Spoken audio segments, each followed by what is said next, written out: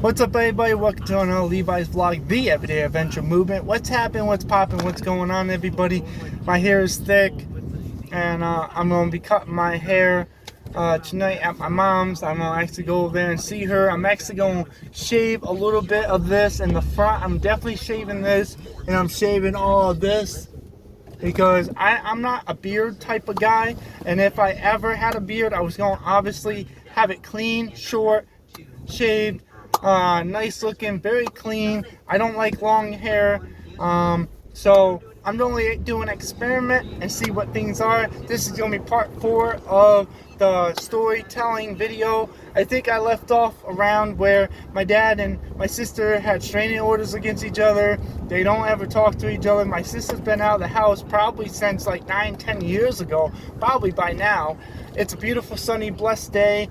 I'm very happy. We live in such a beautiful world. We do. I feel like us humans, we ruin it for ourselves, and plus on top of that, we are definitely ruining our country because we throw garbage on the ground. I don't know why we do that. I don't know why there's so much racism. I don't know why there's so much people. I'm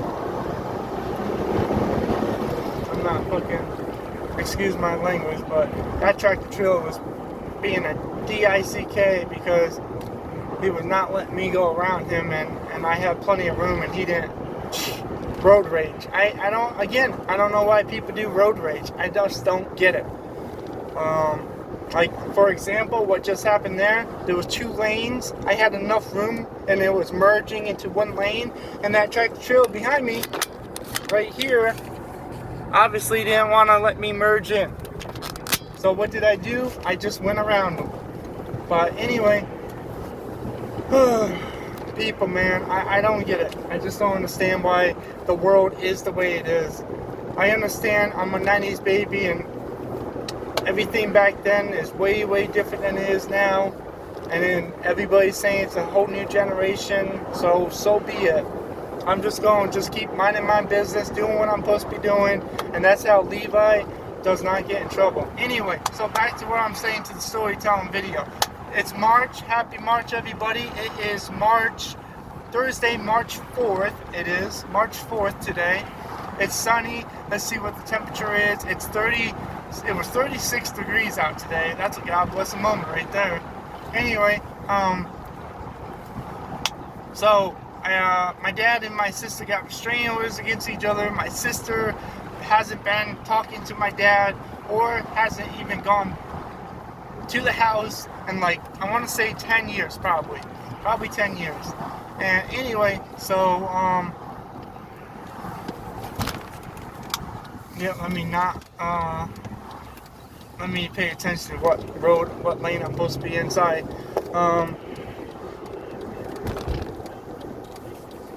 So anyway, yeah, so she's been gone. She doesn't talk to me. She doesn't talk to my dad. And just recently, she hasn't even been talking to my mom, my sister. And, you know, it's sad because me and my sister were so close together. Very close we were. Way before she even freaking, obviously found her fiance. And it just really ticks and pisses me off how she just left me hanging like that after all those years that she was helping me through school. When people used to pick on me, she would have her nails super long, and she would go like that and scare the kids. I remember all the stuff that she used to freaking do. And I loved it when we would hang out and talk, and it would be just me and my sister. And I miss those days, but people grow up, and now my sister has a kid, a son. I never even met her son, never did. You know, I never saw her son, or actually, wait a second, I take that back. I think I saw the baby one time at my mom's, actually, believe it or not. Now I'm remembering. I saw the baby one time at my mom's. I think it was in some type of swinging type of standing up chair type thing. But other than that, he's never really known me or seen me much, and I'm not in their life. And obviously, I hate to say this, but my sister and her fiance and the kid is not in my life either. So, and my sister can't get married to him because he's there technically married to the woman that, you know, he had 2 other kids by with the other woman. And yeah, it's just sad and crazy. I can't believe my sister actually broke up a marriage couple and go with him, because he's, I mean, yes, he's a human being and everything, but it's not like he's the, you know what I mean, he's not like the greatest guy or something, you know what I mean? It's not like he's a doctor or a lawyer, and I'm not saying she has to date a doctor and lawyer. What I'm saying is that he's not much, really, you know what I mean? So, I don't know how to explain it. I don't want to offend nobody, and I'm not here to offend anybody, and I'm not trying to put anybody down, and I don't want nobody saying that in the comments, saying, oh, Levi's putting, you know, this people down or that type of people down. I'm not. I'm just trying to explain the situation to you guys, so you guys kind of understand where I'm coming at and where I'm coming from, and how this story, you know, interlocks into where I'm trying to get at to finish the story off and stuff. That's all I'm trying to say. So I'm wanna say it right now, so this way I don't get in trouble, or nobody can say I'm picking on somebody, because I'm not, and I'm telling it, and I'm saying it right now, that I have to cover myself of what I say, because somebody out there will say something, and I know they will. So that's why you gotta always cover yourself and protect yourself in this world, no matter what, because that's just how life is. People's always out to get people. People are always trying to get people in trouble. You know, so this way, by me saying and correcting my words and you know, so nobody can say this or that. So anyway, back to what I was saying before I get too sidetracked off. That so yeah, my sister's not in my life. She's not in my life, and I'm not in her life. And I got a feeling that her fiance doesn't really like me. He doesn't really talk to me. He never really talked to me from day one, when he was staying a couple weeks or so at my dad's house before they got kicked out of my dad's house, because my dad kicked them out. I already talked about that. But anyway, fast forwarding up until now, my dad sold the property. After the 10, 12 years that gone by since my sister left the house, my dad actually sold the Old Chatham property. So we don't actually own that property or that house no more. My dad met this woman named Shirley on the same dating app that I met my beautiful fiance / wife on. Anyway, so Shirley is her name, and she's been staying at my dad's house for, I think it's 4 years now. They've been together 3.5, 4 years, something like that. So, and I'm surprised that Shirley even stayed at my dad's house for 3.5, 4 years, because there, as you guys know, you know, I talked about it in other YouTube videos and everything, where there is no electric, there is no water, there is no running water, there is no heat. There's heat by wood stove, but the thing is, you have to go out. You know what I mean? It's not like turning on a button, you know, and getting heat, or turning on, you know what I mean? You have to go out in the woods. You have to get a chainsaw or chop it down with an axe, you know what I mean? Get the wood and all that crap, and then obviously, you know, haul it to the house, and then start the fire from scratch to keep the house warm. Like, I understand that is, I mean, I love campfires, I love wood stoves, don't get me wrong, but it's just a lot of work to go through to actually get it to happen and keep it happen, and so on and so forth, blah blah blah. Anyway, so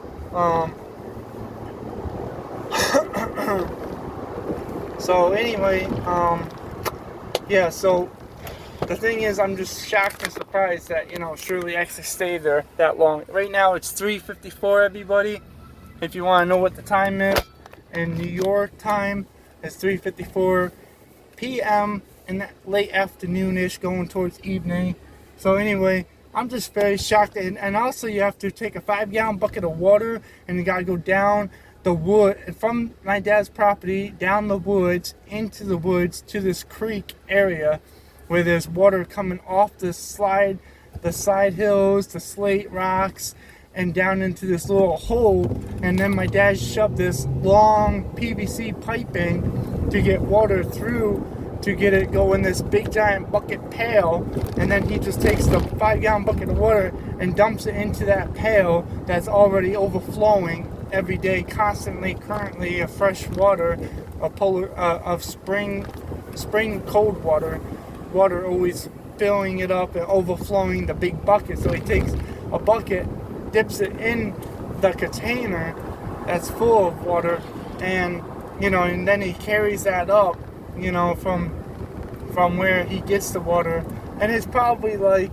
I don't know, maybe a couple hundred to 1,000 feet off of his property. We have to walk to get the water, and walk back up this hill with the water in the bucket to get the water, and then take it to the house, get it in the house, carry it all the way in, and then obviously you gotta put it in this like a metal cast iron pan to put it on the wood stove to heat it up, but now they have a propane stove where they get propane, and sometimes they get the propane to fill it up, and to also make life a little bit easier when he was living at his old house in Old Chatham.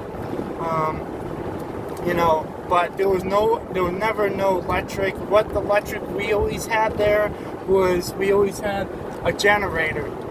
We would always have a generator that would, I don't know if you guys know what generators are.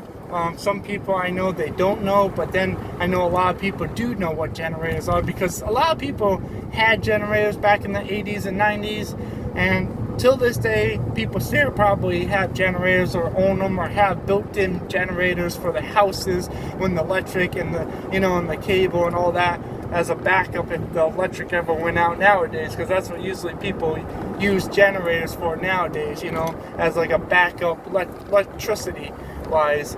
Anyway, so we would run the generator constantly, and obviously to watch TV.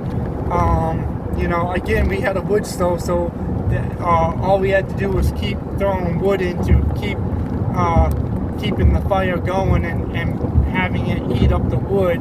So that's how our heat was in the house.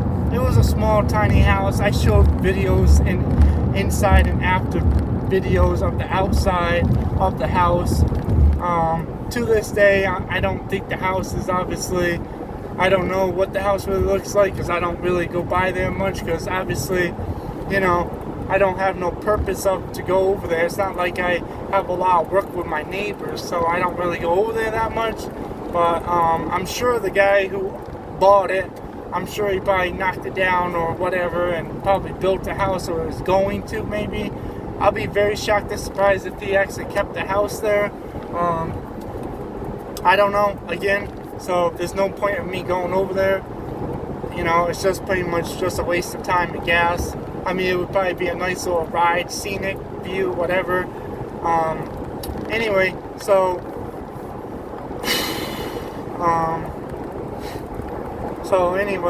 yeah, so I don't know what's going on with that. But anyway, so he met this woman. She lived there for 3.5, 4 years. All that time, no electric, no nothing. Living with dirt floors, sweeping with the broom, making dust and dirtiness in the damn house. They would cough up a storm in there while there's dust and fibers floating around and shit. So it's just not the best way to live, and nobody should live that way, not till this day, and not even back then. It's funny because my dad never wanted electric or anything in that house, all because he claims that, NICEC, I guess, gave him a bill, or whoever the company was at the time being, they would, I don't know, he had a big giant bill, and he said that it was his neighbor's bill, and he, I don't know, I don't even know if he even freaking ended up paying the bill. I don't even think he actually ended up paying it, so who knows.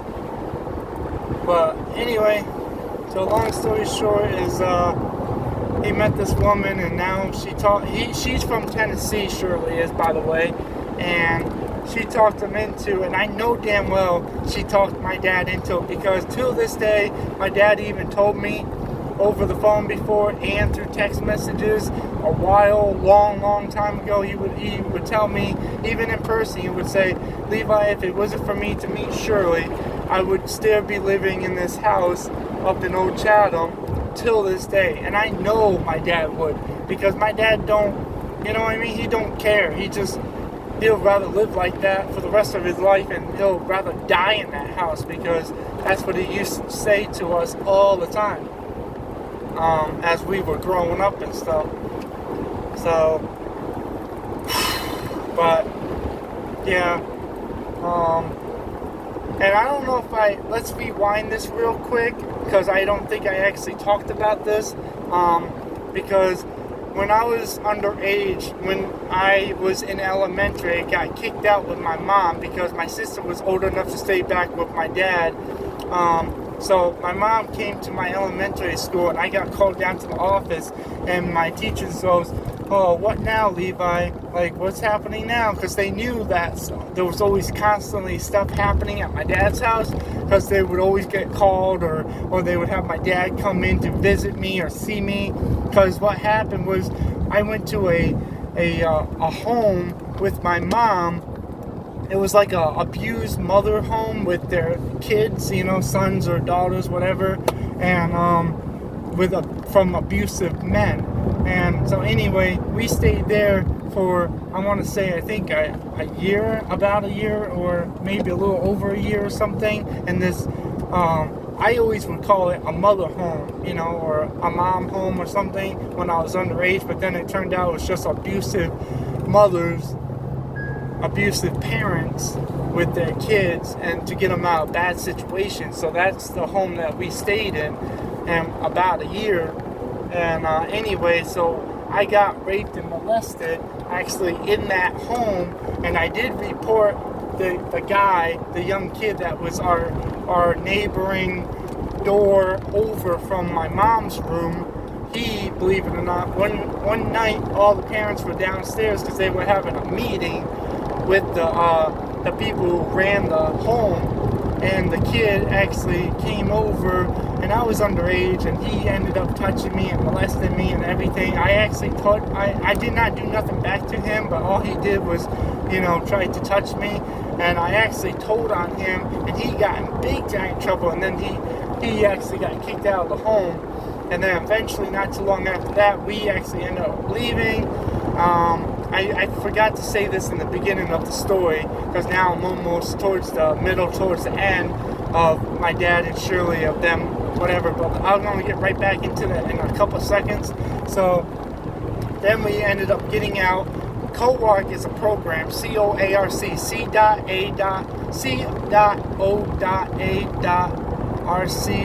I think it was, C-O-A-R-C, with dots between each letter.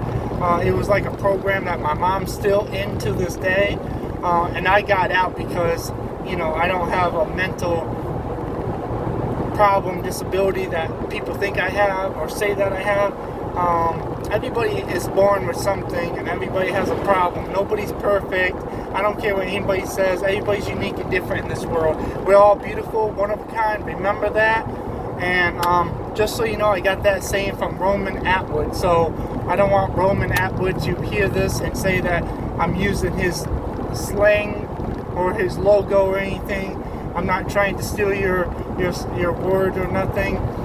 Go check out his channel. I'm not like sponsoring him, and he's not sponsoring me, but I love him as a YouTuber. He's also another YouTuber. Him and another YouTuber I actually watch, and they're like role models to me, like CJ So Cool. You gotta go check out his YouTube channel. I love watching his videos. Anyway, back to what I'm saying, because I keep getting off sidetracked. we ended up finding that Coark ended up finding my mom and me an apartment. So we stayed out in Philmont for a year or a year and a half or something like that. My dad actually ended up finding us, and then we went back to the house. The grass was a foot long, and I couldn't believe it. As soon as I got back, what did I do? The next day I started mowing the lawn because it was a foot long, and my dad even told me he didn't want to touch the grass because he knew that I love mowing, so he just left it until I got back, and then we started mowing it and getting it back down to where it should be. Anyway, so that was rewinding it real quickly because then we got back home, and then I stayed home, and then after that my mom kept running away from my dad because he would be drinking, she would be rocking and shoving food and eating a lot. Anyway, so rewinding again real quick, she kept running away, going back home, running away, going back home. Then Coark finally said, look, stop this. We're going to get you out of Leonard's house. That's my dad's name. And my mom's name is Lucy. And then they would get her apartment. So fast forwarding a little bit, and then she stayed in two apartments in Chatham, New York, and then now she's in Hudson, New York. So now fast forwarding real quickly up to where we are now, what I was just saying, I just had to throw that little piece of rewinding this tape real quick to throw that in there because I forgot to say that. So now fast forwarding to where I just left off. So I know for a fact my dad would never left that house. I know it was Shirley's idea. It was all her freaking fault and her idea.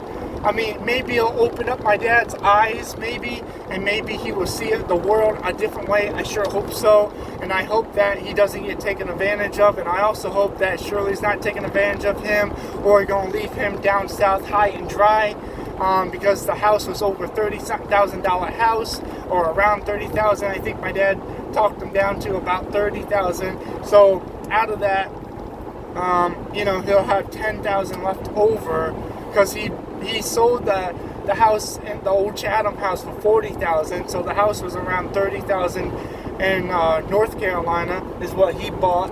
And then Bob and Pat Leary told me they did the math because I asked them.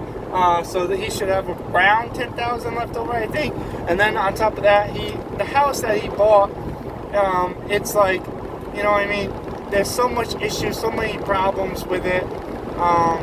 Needs a lot of work, a lot of fixing up. It is what it is. I mean, for a $30,000 house, around $30,000 house, I guess that's what you get. And he doesn't look for niceness. He looks for a roof. A place with a roof over his head. That's all he looks for. Me personally, I'm going to live a great life. I feel wonderful, happy, feel tingly in my body. I feel great. All the weight's off my shoulders. I feel wonderful. I'm learning about the world, and I'm learning more about my fiance and the relationship, and I'm getting all the love and the help that I'm getting from my the couples counseling therapy. Because that's what she does, but I'm the one that's actually going, and so I'm just proving it to my fiance, because she obviously doesn't want to go, and she doesn't want to support me to go, although I support her on everything. Anyway, that's another story for a whole nother situation.